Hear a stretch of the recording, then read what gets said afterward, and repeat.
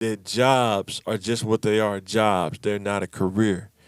Find you a career, get into a career as efficient as you possibly can.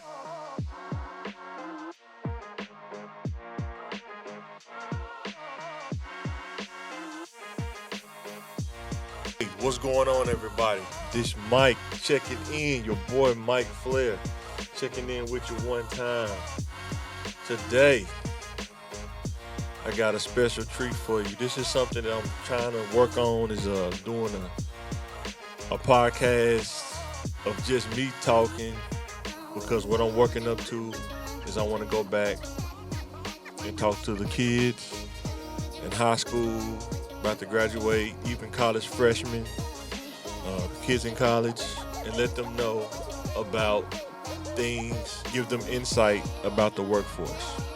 So this is what this podcast is for, giving you insight about the adult life in the workforce.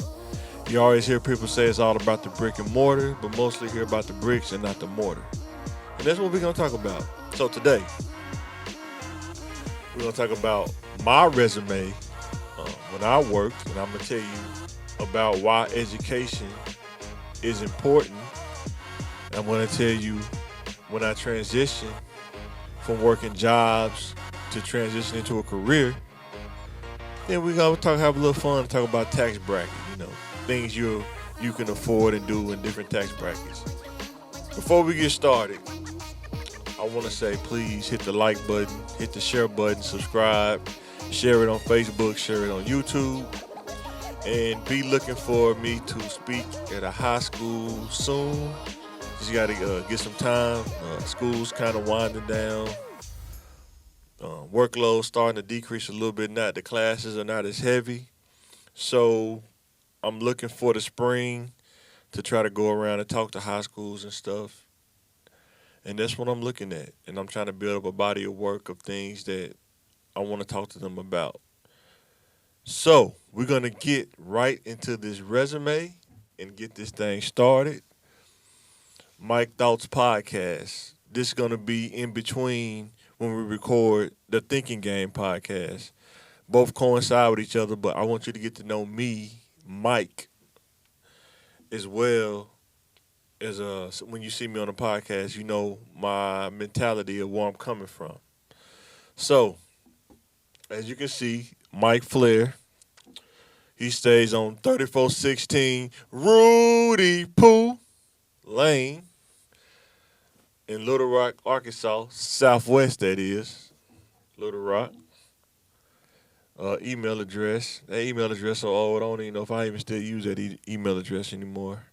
So old by now. But this is an old resume I use. This is when I was in school at Pulaski Tech, the 2-year degree, and was trying to get into IT. This was the resume that I used. Entry level IT professional. Seeking an entry level position as an IT professional with a company where I can develop and apply my skills learned in the IT field and to contribute and be a productive asset to the company. Now, this resume, this is probably Mike at, how old was I? Around 24, maybe 25. I may have been a little older. Um, the thing what I want to tell you is you have to sell, you have to capture them. It's like a hook almost. You have to capture them with your resume. Your resume is your marketing piece. It gets you in the door, and after that, it's your mouthpiece that gets you the job. Strengths, you want to sell your strengths as much as you can. Like I said, I was still in the game. It would be totally different now, but this is when I was just getting in the game. And you just trying to make it sound as good as possible. You don't want to say I don't know nothing, but you don't want to say I know everything. You kind of want to find that on that prism. You want to find that in between zone. That's what you want to find. So moving down, when I say we talking about Windows, VMware, all that stuff, learn that stuff when we was at Pulaski Tech.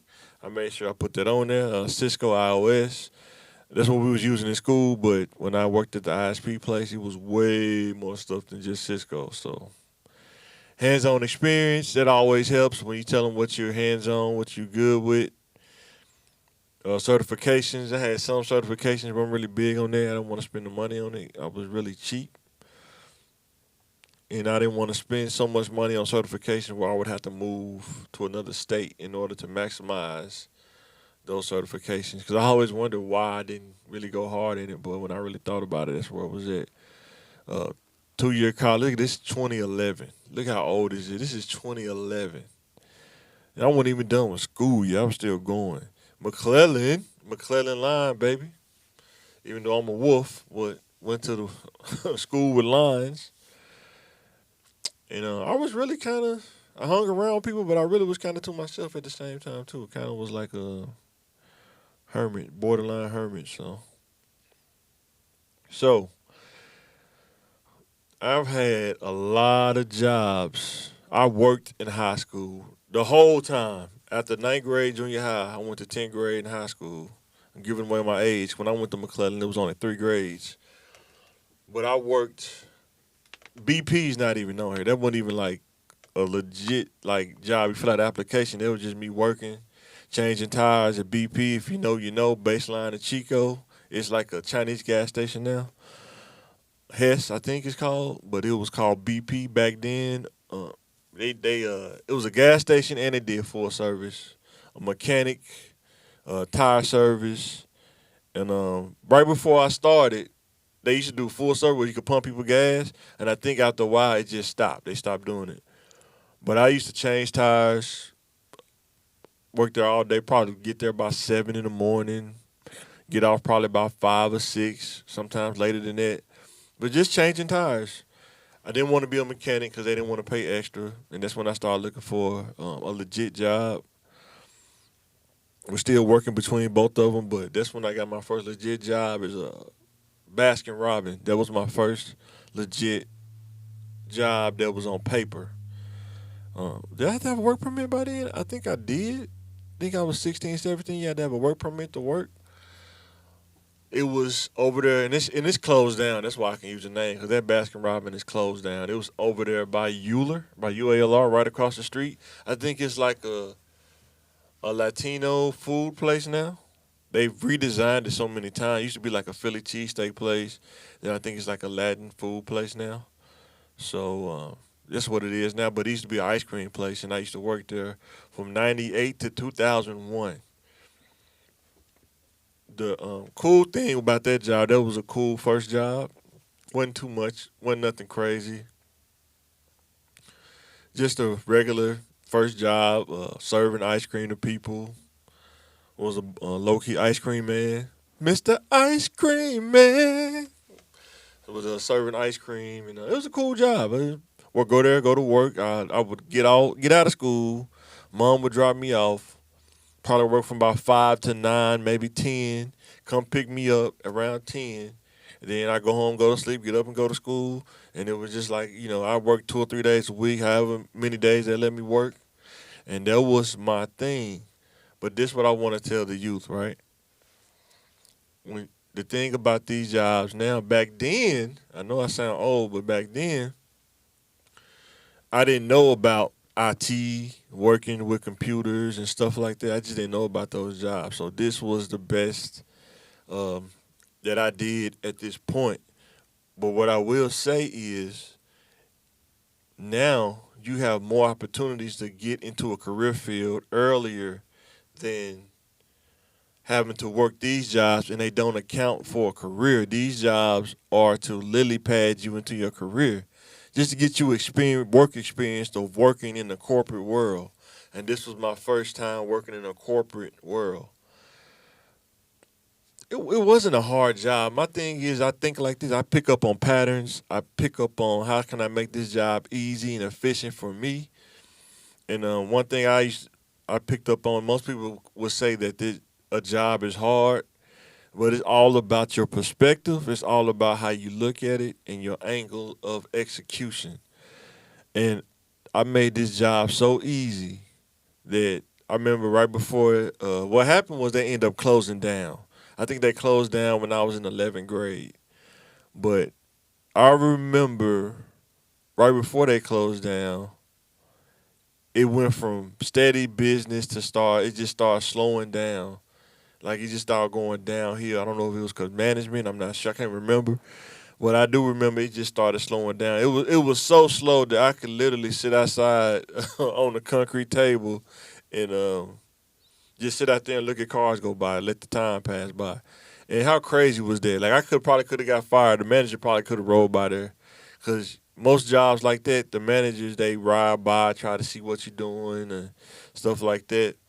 But free ice cream, all the ice cream you can eat, even though I was lactose intolerant, was still eating it. What was my favorite ice cream then? It was daiquiri ice, cookies and cream. Older people used to come. I know my grandma used to come up there, give her pralines and cream. That was her thing. Um, what was another one? Butter pecan. That was pretty good. I used to like butter pecan too. But yeah, that was my first job though. Let me tell you, it was pretty cool. I liked that job, but they closed down.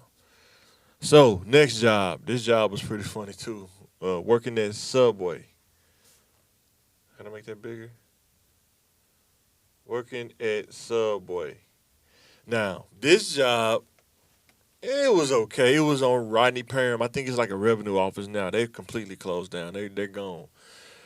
But I worked there probably for about a year. I think I was like what 11th. No, I was like 12th grade. Yeah, I was that 11th going in the 12th grade year. Yeah, I was putting it in. This. I think 12th grade I was playing basketball. I quit playing basketball and I started working because I wanted my own money and I really wasn't that good at basketball. And I was like, I can make my own money. Always been, I want my own kind of stuff, kind of person mentality. I don't want to depend on nobody. I want to make my own way. I don't want nobody to give me nothing. I can get my own because I understand that. I guess it's the Southwest. You grew up in the hood. It's like everything. It seemed like everything got strings attached to it, and that's why I want to tell the youth: don't be so quick to take stuff from people because you don't know what strings attached to it. And once you take it, you got to deal with the strings attached. So you got to be careful about what you take and what somebody offer you. Sometimes it's just best to say no. Sometimes it's best to overthink and just don't do it rather than do it and realize you just got yourself in a mess that you got to deal with this manipulation for a while, till you can break that chain or whatever. So manipulation is tough, man. So don't get manipulated. So working at Subway was a kind of an experience of really dealing with people say the customer always right, but we was dealing with crazy customers though, man. It was pretty crazy. Manager, he was cool dude, but he kind of got on your nerves every now and then. He would complain a lot. I remember coworkers and stuff. We used to clean up and stuff, and he used to always say, "Why y'all didn't clean up?" And we was like, "Dude, we mopped the floor, we cleaned up." I remember one time we said, "Man, we ain't doing nothing. We just finna go home. Forget cleaning up. We ain't doing nothing." And I remember we came in. I came in the next day, and he said, "Man, y'all did a great job cleaning up." And I'm looking like I didn't say nothing. I'm thinking like, "What? We didn't even do nothing. We just went home." So I think we just did like a spot check and looked, and if it wasn't dirty, we'd just go home. We wouldn't even clean up. And sometimes dealing with different managers, that's what you learn when you dealing with different managers. You learn how to deal with the attitudes and the personality. That's what I meant. The personality. The job wasn't hard. I mean, making sandwiches is not hard at all. It was easy. Think, like I say, Baskin Robbins, I probably was making what 750 an hour. Give away that. I think here I was making probably about 850, something like that. Wasn't that much money, but for a high school kid, I think I was bringing home maybe $300 or $400 after taxes, maybe five if I work a little overtime or something. And I was buying my own shoes, buying my own jewelry. I wasn't investing in nothing like that. And that's another thing, like people be talking about saving and investing. I was paying bills in high school. I was helping out at the house paying bills. So the little money I had left over, I went and just did what I wanted to do. Just hung out. Say we used to go to Hall of Industry, all that little stuff, hang out at the Hall of Industry. We couldn't go to the big clubs yet, so that's what we used to do when we was younger. Next job. I didn't even put the next job on here. The next job, I actually worked at was it Crane? It was a car dealership in Southwood. I think it was Crane, but they ain't even there no more. They moved around.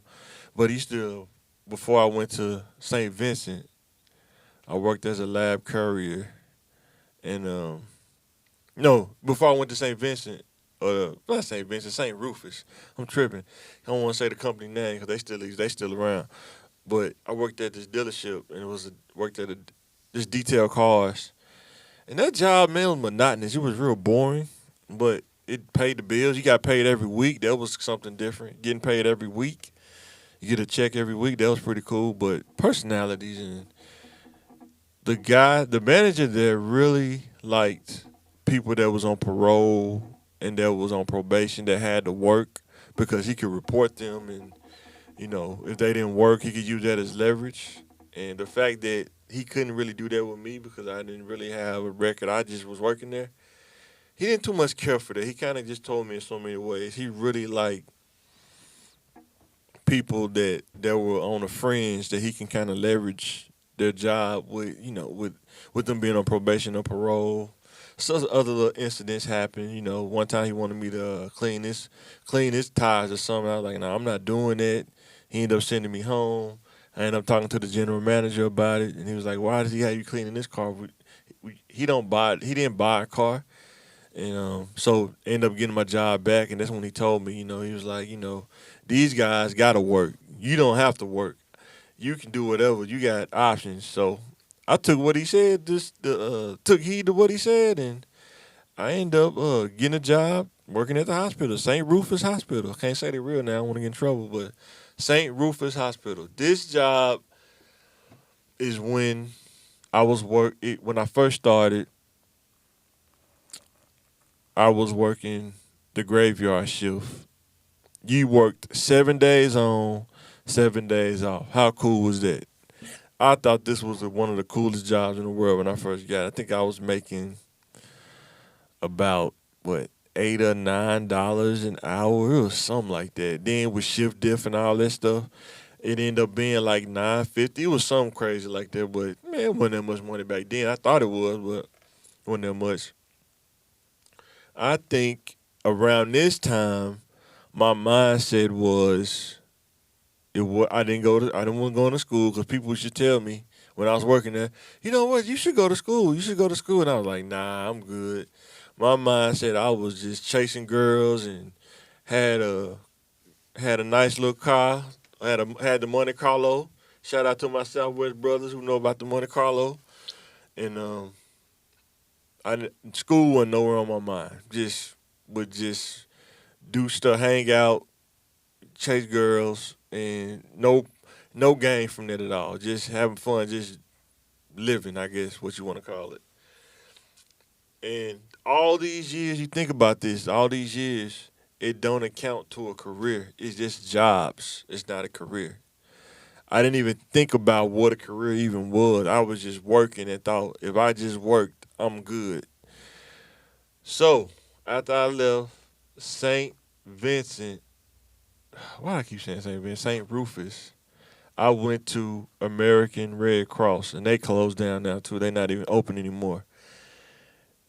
I thought this job was easy, but the only thing about this job that kind of made it to where it got kind of crazy is right around 2004, 2005, they started changing shifts. They started making too many changes.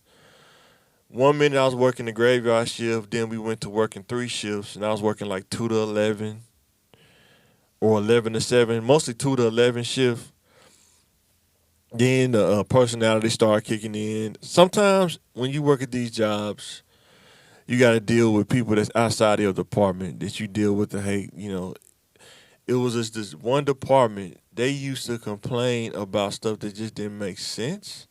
They used to be like, "Well, we don't know where he is," and it's like, "Why do you need to know where he is? He don't work for your department. He works for the lab. He doesn't work for your department." But that's the kind of stuff you got to deal with sometimes. You work with people at jobs that, man, people complain or they hate on you for anything. Just sometimes you can just make a job look so easy, and I did make it look easy because I used to do all kind of stuff, and some of it was warranted, some of it wasn't. But the thing is that a lot of times my own department and manager had no problem with me. It was always people outside of my department. And I really wasn't social then. I think that probably could have been some of it too, because if sometimes when you're not social, you just kind of do your job, go to work, and you're not social. People tend to have bad pre notions about you, or they kind of any chance they get, sometimes they'll try to throw salt on you or whatever. But didn't let that break me. I was actually way more arrogant back then. I think I was like 20. How old was I? 22? Was I 22? 21, 22? It was something like that, but man, that's a whole nother different level of Mike at that time. So I remember when I filled out for Red Cross, I got the job. At first, I didn't think I was gonna get it. I didn't know if I had enough experience in that. And I was thinking, dude, I'm a courier. I do the same exact thing.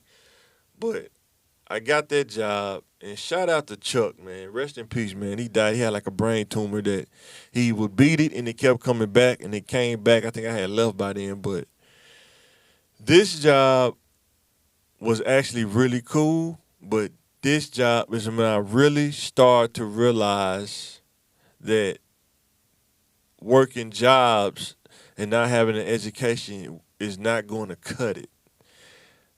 If I could find a check stub, I think I was making like $9 an hour or something like that. It it wasn't.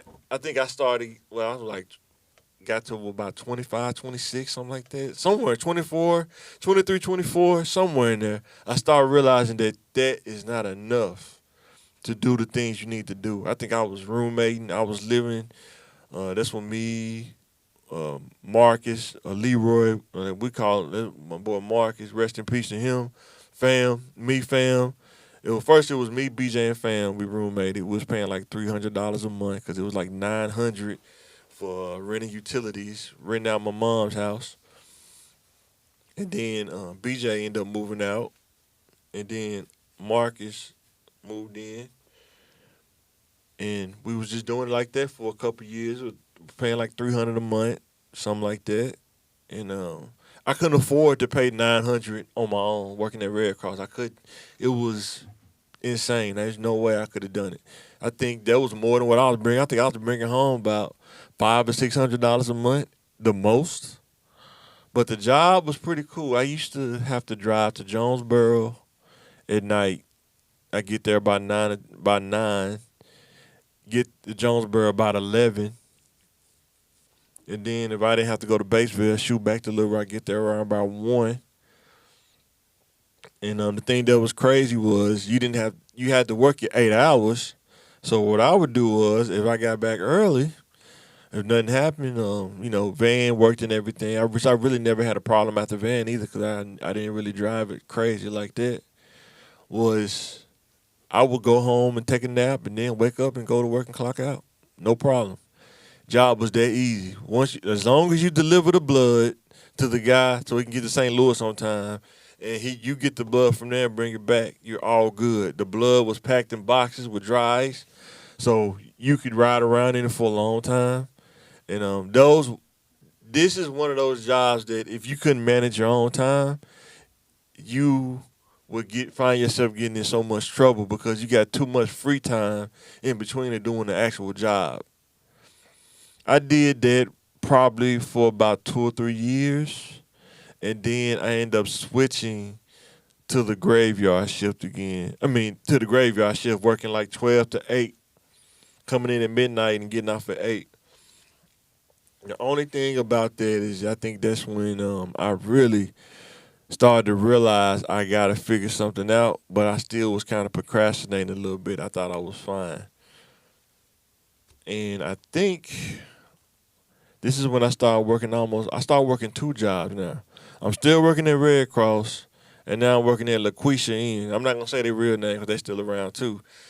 Shout out to my family. Shout out to my cousin, LaDeatrice, DD. She got me on up there. And man, we used to have some fun up there. But let me tell you, I love being a shuttle driver. It was pretty cool. We used to get great tips, make people laugh. Used to know the spots to take people at. It's like, hey man, you know where to go, man? I'm trying to go somewhere. I got somewhere for you to go. Let me drop you off real quick. Boom, shoot you $15, $20 just for dropping them off downtown River Market, something like that. Or some people was like, you want to go to Cajun's Wharf? I can take you there too. Then give me another $15, $20. And this shout out to my boy, Humble Living, Raymond Brock, my guy. That's why I met him at. Good dude, good dude. We definitely gonna do some linking up, make some content together. But he was a cool dude, man. But I was still wilding, man. I didn't care about wearing suits. I used to wear my shirt untucked, just wear my LaQuisha shirt with the black pants or whatever, Jordans on, driving the van around. The thing I did not like about this job was the airline people were so arrogant. My God, they were so arrogant. And they would try to agitate you. They would try their best to break you. And even if they couldn't get you to break, they still would try to complain behind the scenes. Like they was like rock stars or something. But they would go crying to your manager. Oh, he didn't wanna pick up my bags and he didn't want to carry my bags all the way to so and so. And it's like, dude, I'm not carrying your bags to your room. I'm gonna put your bags right there by your feet. You carry your own bags up. I'm not no doorbell. I'm a shoulder driver. Uh, but that's the only thing I like about those. Even the FedEx drivers, they do the same thing. And these were supposed to be brothers. And they sitting there complaining because I didn't talk to them about something. I was like, man, just ride and get to your truck and go deliver stuff, man. How about that? But, and then there's this other driver, I ain't gonna say his name, but he used to be a little hater. Where Mike at? Where Mike at? I don't like what he be doing. Because I just heard some people saying he get jealous, him and this other dude. Get jealous because I was getting tips and stuff and they didn't really like it. It's almost like hustlers on the block. When somebody come on the block and you feel your pockets getting lighter, but their pockets getting thicker.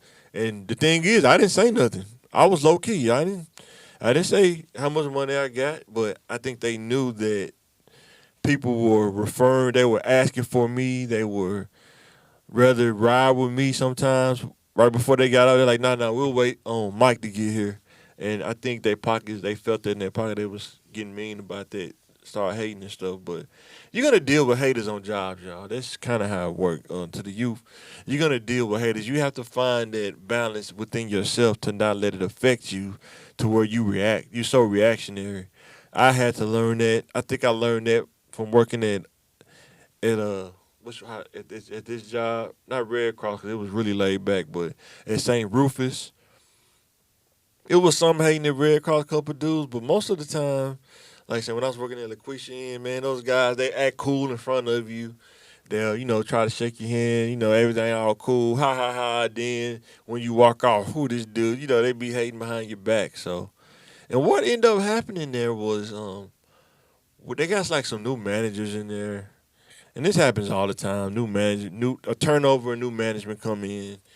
He had something talking about it's zero tolerance or something like that. And I had a customer. They was had a contract with the VA. They was dropping people off at the VA. And I dropped this particular customer out. It was traffic going the way that they normally go. So instead of going down, what street was that? It was a way they went where they went past like Ringo Street or something like that, or Third Street. Instead of going down that way, I went through Markham Way and went to the VA. For some reason, they made a fuss about that, or she did. I know why. It was one of the other drivers that was hating. They could never find nothing to get me in trouble.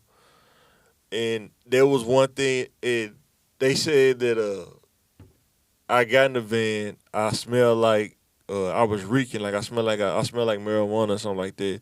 Anybody that knew me know I don't smoke anywhere. I'm a square, 90 degrees all the way around on each corner. So. And they told the man anything they could. And the manager called me in the office. He asked me, I said, do you think I believe that? Do you believe that? Have you ever saw me smoke before? And I knew it was fishy because he didn't even investigate it. He just took their word and told me that they got to let me go. I was like, cool. You don't have to tell me why. You could have called. You could have called me at the house and told me that. Why would I waste my gas coming up here? But tag roll. And then what really was the turning point for me, y'all, is when I was at Red Cross. This is when I was kicking it at the highest. I was just doing whatever I wanted to do. As long as I pay the bills, I'm gonna do what I want to do. Period. But what happened was I got a ticket, a speeding ticket. I used to get those a lot when I was younger too. I think it was the car though. Sometimes when you have a nice car with rims, you get so much attention that the little things you get, it's like you get caught up in the little stuff, tickets and stuff like that. I got a ticket probably in March. I think it was March or April, something like that. And what happened was I went in and I got on a payment plan because that's how you kind of bypass the paying cash at one time. I should have paid it at one time, but I didn't. I went in there, got on a payment plan, forgot to pay it. But when it hung out, forgot to pay it because I think we went to Memphis in May or something like that. Forgot to pay it. And I didn't get no notification. This is the thing about the courthouse, too. They don't notify you. You don't get no reminders. Maybe they do now. But they didn't have text reminders and nothing like that back then. You had to remember to go up there and pay it. I forgot to pay it, realized I forgot to pay it, and I went up there and paid it, but it still went on my driving record, the ticket, because I forgot to pay it.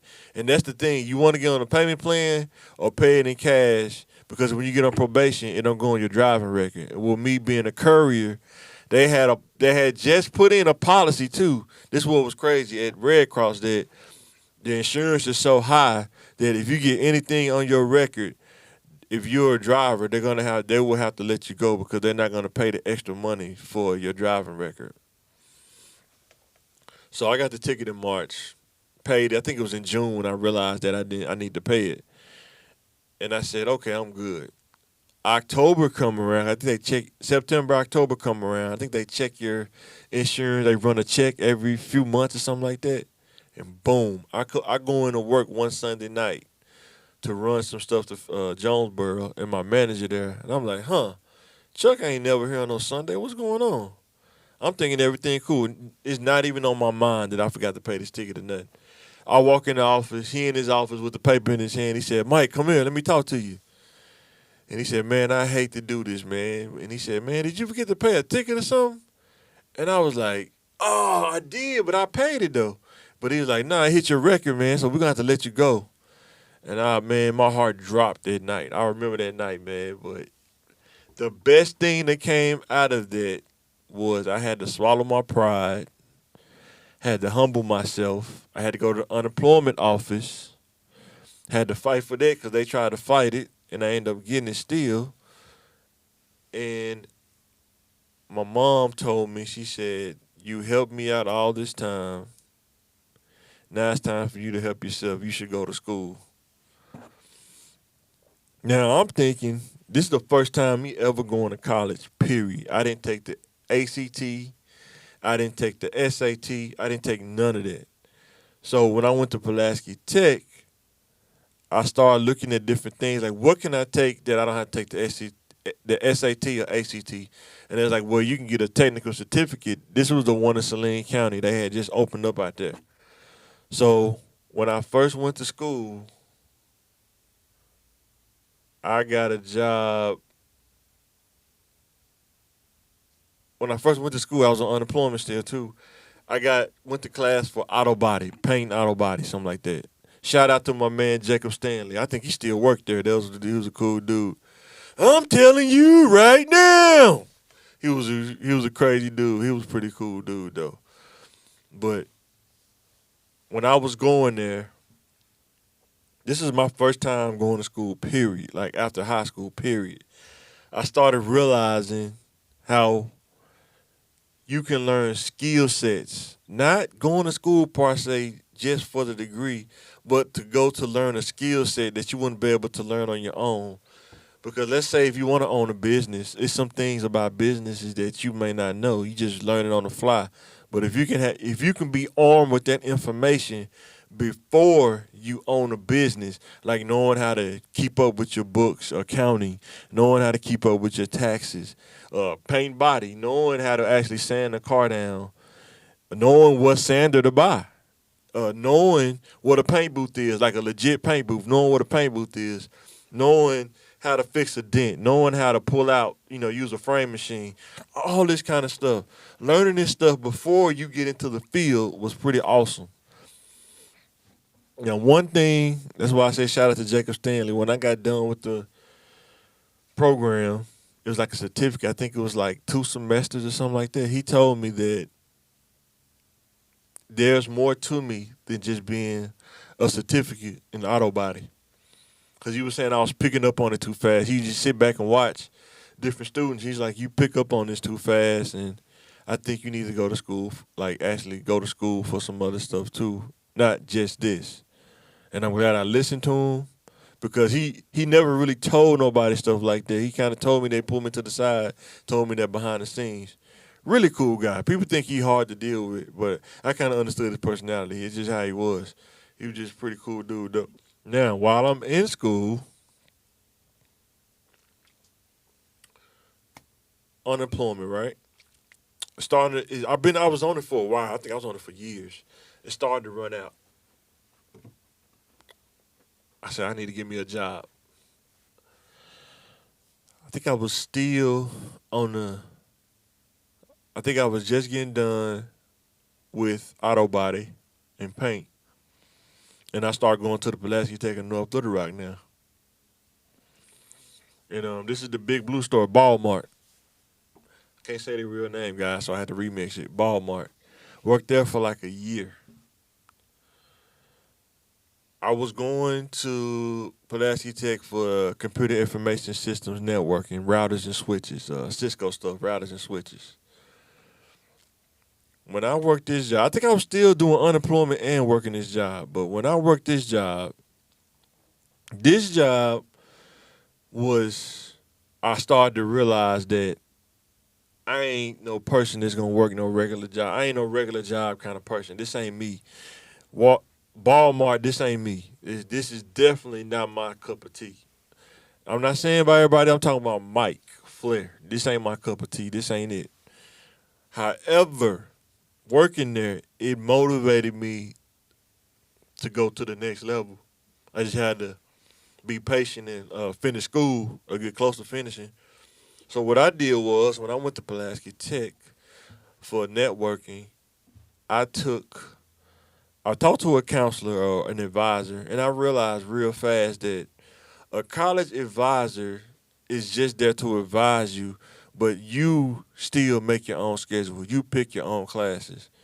When I realized that, I said, if I pick my own classes, if I want to work in IT, I need to take the major classes first, the Cisco classes and the IT classes first, and do my English and stuff last, so I can find a job quicker in IT before, so I won't be taking the English classes, because to me, those classes ain't gonna translate to working in IT. I need to get these classes that translate so I can sell that on my resume. Hence, that's why you see that stuff at the top of my resume earlier. And it actually worked out pretty cool because I found a job. I don't even think it's on here, but that's when I started working in IT. But working at Walmart, let me tell you, I wasn't built for that. Standing up on your feet all day, you can't find the perfect pair of tennis shoes. Because and I was only working 4 hours. After about that second hour of being up on your feet the whole time, you're going to find out what your body can do. And my back wanted to jump out of my body because that lower back section and walking on that concrete, you start to feel it. Unless you walking around, you know what I'm saying? You be walking around in circles. But worked there. It was okay. And another thing we used to do that was a loophole working there was they had this call-in line, like a hotline. Instead of calling your manager and calling in, all you had to do was call the hotline and say you're not going to be there today. And then and what they would do is they say, okay, we're going to connect you back to your manager. So most people, I know I did. I don't know about everybody else, but after I put in that code that I wasn't gonna be there, I just hang up the phone after that. After they tell me we're gonna connect you back to your manager, hang up the phone. Because when you tell me you're not gonna be there, that's all they see. They go look at the computer and say, "Oh, he's not gonna be here today." They didn't really give you a fuss about it. Because I was working part time, and then I was still getting unemployment too. So I was kind of as long the thing about unemployment at that time, if you only got so many hours that you can still get unemployment. I think Walmart would only let you work that many hours anyway. Now I was worked there, and I just got tired of it. I think what happened was would have they had me working on the floor, sales floor in the men's department, which was not a problem. It was cool. But right before I left, they started having us go back there and help the docking guys because they was moving slow. I guess they didn't like what they was doing. We had to help them unload the truck and put stuff in certain places and stuff like that. And you'll be working next thing we need all the men to come to the back. It's like, here we go with this. And I tell my manager, like, how do you want me to do this and do that? Well, he say, well, that comes first priority. No problem. So what I did was I pretty much started looking for something else. And I think did I randomly come across this or did I see it on Career Builder? That was the job site back then, Career Builder. I think I seen it on there somewhere. I looked on a website. This is at the airport. I don't want to say the whole airport now. I think they changed the name now, but this is at the airport. They need a shuttle driver. And let me tell you, but this job was pretty crazy. People, you realize how crazy people can get sometimes. How, I don't want to say snobby, but people try to, I don't know, it's like ego, a lot of ego involved, right? You couldn't, with this job though, you couldn't be late. You couldn't be no more than 5 minutes late. And if you do that, write you up real fast. I mean, the next day, you getting written up the next day. And then to get into the facility, you had to go through a gate and you had to, I think they gave you like a pass. You come in or you open it and you had to get a pass from your job. It was something crazy like that, but you had to go through a gate and then they had to clock in, use your fingerprint to clock in. This job was like Area 51 almost, all the rules you had to remember. It's kind of a lot to remember. I know driving this shuttle was like a big old long shuttle, almost like the size of like a little small bus. It's pretty cool though. They had no problems. Another thing about this working at the airport was the security part. Like to go to get gas, they had like their own little gas section. You had to go in the gate a certain way. You had to go up to the gate, security guard open the gate. You had to drive in the gate and stop right before you go past it. Let the gate close behind you because they said they didn't want nobody tailgating you. And then you go get gas. I did that maybe 2 times. I forgot to stop and let the gate close behind me because I was trying to get back to work. And I got written up and I got suspended for like 3 days one time. And, I almost got fired one time. But I think they suspended me for 3 days. I got that job got old so fast, y'all. Like the people, some people, they throw their bag at you, think you're supposed to pick it up. They talk crazy to you, like you're supposed to walk. Sometimes, people like, if you ask me in a respectful way, I will help you take the bag and put it in your car. But if you talk snobbish or, act like, tell me what I'm supposed to do, probably not going to do it. I just didn't take disrespect too well. That's when I was still kind of young. I didn't take it too well. I was too reactionary. And I remember this one person she talking crazy, and I told her, listen, I can walk. I don't need this job. Like, you're not fit to talk to me like this. And for that, you can carry your own bags and you can do whatever you need to do because I'm not for the go. I'm not going. She called my manager. I told him what happened. And this is when I knew that I probably wasn't going to be here too much longer. He told me, he looked me in my eyes and told me, he said, I'm not saying what you're saying didn't happen. I'm not saying that she wasn't belligerent. But what I'm saying is, you have to, it's almost like he was saying you have to let her do that. You have to allow them to do that. They have more of a shield than you do. In so many ways, he said that to me. And he also said this too. It was funny. He said, "I know that you're not you're a real smart dude, and I know you're gonna find a job in IT. But can you please just be a little bit nicer to the customers? I know some of them belligerent." And when he said that, I was like, "Huh?" But didn't pay no mind. I was still doing my thing, and I used to study my books while it was slow, waiting on flights to come in. And I want to get to the story about how I started getting into the IT field. First, I kind of played around with this consulting place.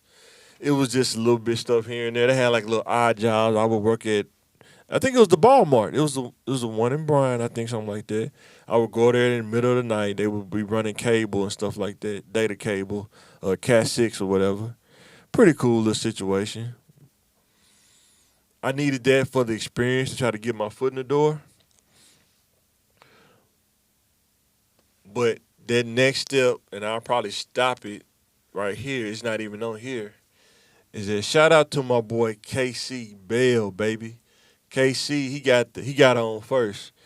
And I remember he got the call. He told us in class, he was like, "Hey man, I can't believe I just got this job making like $30 an hour." I was like, "Huh? Doing what?" "Working at this ISP place." And we wasn't even done with school yet. Let's keep this in mind. We wasn't even done with school. We probably was like halfway done. We think we was halfway done. We wasn't even on the last part of Cisco yet. And this was like some kind of way. This is like some kind of way they was hiring in a bunch of contractors to do different stuff, and they was just giving away money. And the catch was you didn't get no benefits, no PTO, no paid time off. It was just straight time, giving you $30 an hour, and you take care of all that on your own, no problem. The thing about that job was an anomaly. You don't really, you're not, usually you don't start off like that, working at a place making 30 some dollars an hour. But when he got on, I was waiting on stuff to come through, and I got an email as well. And because I knew that he told us he was making 30, I tried to negotiate up. I think I said like 35, and I think they ended up giving me like 31 or 32 or something like that an hour. And I was like, "Cool, I'll take it." I was shooting for that anyway. And that's when I started. I left the jobs behind and started working in a career. Now, I could talk about that on the next one. That's a whole nother journey, you know what I'm saying, about that. But one of the things I want to really stress is that these jobs, from the airport all the way back to Baskin Robbins, I did learn things about communication and about mindset, but I didn't understand about education and communication yet. I was real bad with my communication skills. I had to really work on that. And I think after I left the airport and started working at the ISP place, that's when I really got a crash course about communication, how to really get across what you're trying to say, but you might have to say it in a couple sentences or a small paragraph. I started learning how to deal with like people on the phone, but we'll talk about that when I get there. We hadn't got there yet. This is just talking about jobs. Jobs are just what they are, jobs. But you want to get to the career as efficient as you can. And if you want to be in IT, if you want to be in the medical field, you want to get into those jobs or get into those instead of working at a retail place, instead of working at Subway. If you can work at St. Rufus Hospital, if you want to be a scrub tech or work in the medical field and get a job there, and then you might find a program in there that would allow you, and they'll pay for you to go to scrub tech school or whatever you want to do in the medical field. You get that experience. All your experience is now based around the skill set of being in the medical field. If I would just talk to Mike at 18 or 17, I would tell him to really try to, when you graduate, try to get a job working in IT. Try to get a job working help desk, working. Even though it was harder because I didn't have the experience, I think I still would have tried it because I just had the will. Rejection, that's not a bad thing to me. If you tell me no, just tell me why you said no, and I'll go figure the rest out and come back where you can say yes. But jobs doesn't help you get that career experience. They just give you work experience. There is a difference. And that's that transition from working from jobs into IT. Now on my resume, it's all about IT. These jobs don't even go on my resume now. All the jobs on my resume now are just IT jobs, period. And sometimes on most jobs, you only have to give so many years of when you work. You only have to put all of the jobs on there. If you work, let's say if you worked over 15 years in IT, you may only have to put like 5 or 10 years. You don't have to put every job on there. Unless you want to, but most of the time, as long as you got at least 10 years, they won't even backlog you that far because they don't want to see like the last 5 or 6 years. Sometimes what you've been doing the last 5 or 6 years. So we're gonna close out with this, right? When I start working at the ISP place in airport, I realized at the airport that living off that income wasn't enough. I think I was making at that time 10 or 11, maybe $12 an hour. And it really wasn't that much money. That tax bracket really wasn't that great to live on, y'all. And that's the thing about salaries, right? Certain salaries you only can do so much on. I know people be saying save or, you know, money is not everything, but I'm telling you, most people they be saying money is not everything, that's because they got money and they got the flexibility to do other stuff. But when you pay your bills and you only have a few $100s left over and you in your mid 20s, that is not a good feeling. I'm telling you from experience. Working at the airport, that's what would happen. I would pay my bills, budget it out, and after every 2 weeks, when I pay the bill, I'll probably have like maybe 200 or 300, if that, left over. I haven't did no grocery shopping yet. I haven't did no gas. This is just paying the bills.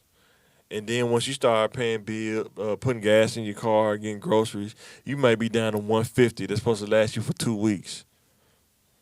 How I survived off that was the grace of God. Cause sometimes I'll be looking back, just laughing at myself, eating Tyson patties from Walmart, only buying stuff that I need, like a box of cereal, Tyson patties, milk, and juice. That's it. I didn't go outside. Try to spend like $20 or $30 at the most, buying lunch meat and bread and Kool Aid, cause Kool Aid's affordable and some sugar, cause that was easy to make. You know what I'm saying? So when you realize that certain tax brackets you can only do so much, it makes you want to increase the tax bracket that you in because it gives you that flexibility to do things that normally you wouldn't be able to do after you pay your bills.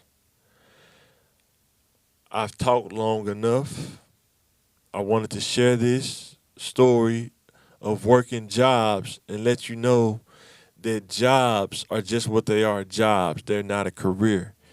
Find you a career, get into a career as efficient as you possibly can. There are so many more opportunities out there than were back in '98. It's so many more coming out of high school now. Uh, get out there and look and search Indeed.com. I'm not sponsored by these guys. Indeed.com. Put your resume out there. You can put your resume out there and they'll send you emails about what jobs fit your profile. There's so many different opportunities out there now, guys. Think about working. You can work at a college and just be a janitor. Low key, laid back job. Get a discount on your tuition and get student and get financial aid. And you working at the college, so you get the parkings coming out of your check. You get to park on campus. You gotta be creative in your thinking on how to beat this game called life, get the advantages, but you gotta be creative in your thinking to get those advantages and to use those advantages to your advantage to level up and get to success in the most efficient way. Education, the right education, will give you a better chance of success and gain. I promise you. But you have to pick the right field. Just picking something because it's easy, doing something because you think it just feel good. Before you get to the feeling of feeling good, look up people, look up the salaries, it's all out there on Google now. Does this make enough where I can sustain myself and or if I have a family, will this put me in a tax bracket where I can do things, where I can pay the bills, take my family on a vacation, come back, and we not in a bind. We not robbing Peter to pay Paul. That's what I'm saying. And it's out there. It's money out here in Little Rock, but you got to go get it. And people be saying, debt this and going to college, you be in debt. It's only debt when you're not doing something that makes sense. You can pay debt off, but if you go get a job, being a history teacher, there's nothing wrong with being a history teacher, but when you look at the pay, you're only gonna make so much. You be lucky if you get over 60 grand being a history teacher. So if you're only making 45, 50 grand, it's probably gonna take you a while to pay that student loan off. But even though sometimes you don't have to take 4 classes at one time. If you want to pay cash, you can take one class and just take one class a semester. It may take you a little longer, but at least you pay for it in cash. You don't have to worry about the debt. So don't let this rhetoric of, college will put you in debt and stuff like that. Most of the time, when you really look at the percentages and what people go to school for, they're being debt. They go to school for fields that are so general that you can't capitalize on that in the work market because it's so general. And you're not working on your communication skills or your mindset skills. And, you're not networking with people. Sometimes you can network with people in college and they'd be the person that, hire you, or they'd be the person that will refer you to the job when they get a job. Like, hey, I know somebody else that can come in and do some stuff too. It's so many ways to take advantage of a college education, but people get caught up in the debt part, but they don't understand that in order to make money, you have to spend money, and you have to invest in your education. College is not the only form of education.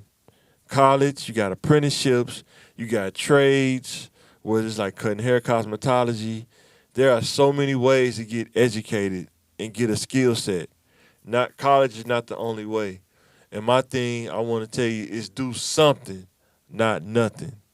Work on SECM, skill set, education, communication, and mindset. Do something, not nothing. And I promise you, you will increase your chances of success and sustainability. I'm not talking about trying to be an entertainer. I'm talking about regular people's success. There are people out here making 6 figures in Little Rock, and they not even managers. They working in tech, or they are in management, but they're living in Little Rock making 6 figures. If you can make 6 figures living in Little Rock, you will. If you know how to manage your lifestyle and don't overspend and live above your means, you can almost just about live like a king. But you have to put in the work to get there. A lot of those jobs, if you don't have a degree, you're not even going to be considered for it. So that's something to think about. I talked too long. I didn't know I was speaking for almost an hour. I'm finna sign out. I just wanted to come and talk to you. I'm going to try to do more of these now that school's starting to slow down. I had to take a break from my homework, building websites. Matter of fact, let me know in the comments if you want to see me build a website. That's going to take some time. Building websites is not a 15-minute thing. It takes time to do that. That's why it costs. We can talk about the tech field. I'm just going to make this and just talk mostly my perspective because I don't want to get on a podcast and just over talk my boy Jay, but I wanted to make something so you can get to know me, Mike. And I'm finna sign out and hit the like, comment, subscribe. I appreciate the viewership. I appreciate my Indian friends. I appreciate my Iranian friends. I appreciate my U.S. fan base. I appreciate all of my fan base. I appreciate you for watching, trying to make more content as I get time. And I thank you for, I think I'm at 89 subscribers or somewhere in there. I appreciate everybody for subscribing. I need more subscribers. I need more likes. Thanks for watching. I'm signing out.